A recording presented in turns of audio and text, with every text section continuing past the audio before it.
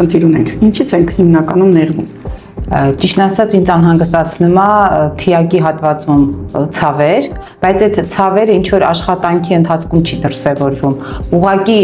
երբ որ կպնում են պատահական, շատ ուժեղ ցավային զգացողություն է տալիս ու դա ինձ անհանգստացնում է, այդ հատվածը շատ լարված է։ Իսկ դրանից բխող գլխացավ կամ լարվածություն դեպի գլուխ, աղջկական, զգում ենք։ Մազերս երկար կապած չեմ կարողանում պահեմ, որովհետև վզային հատվածում շատ ուժեղ նեղություն է տալիս եւ գլխացավեր եմ ունենում բավականին հաճախ։ Ճիշտն ասած ես արել եմ դեղորայքային միջամտություն, բուժում, բայց դա ինձ չի օգնել եւ ես ոնց որ նորից դա ինձ անհանգստացնում է, որոշեցի գամ ձեզ մոտ եւ տեսնեմ կարող եք ինձ օգնել։ Նմանատիպ խնդիրներ մենք ունենում ենք որպես սպազմային վիճակ կամ մեր աշխատանքի դիրքերից, կամ քնելու, կամ անընդհատ մտքերի լարվածության, հոգնածության պայմաններում, եւ բնական է, որ մկաններում միշտ արյան շրջանառության անբավարարությունն է, որ կարող է բերել ինչ-որ խնդիրների լարվածության։ Դա հիվանդություն չի համարվում, բայց իրականում մազանոթային ցանցի վատ աշխատանքը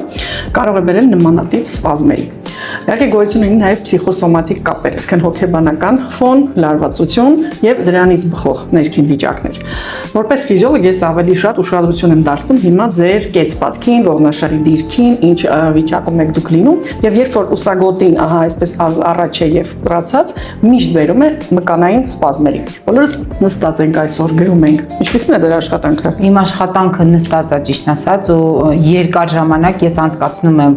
բոքսի առաջ, երբ որ իմ բիզը կախա։ Դա բավականին տենց դիրքում կարա երկար մոտ ժամ ու կես տևի եւ զգում եմ նաեւ որ այս վզի հատվածն էլ ինքը մի տեսակ ոնց որ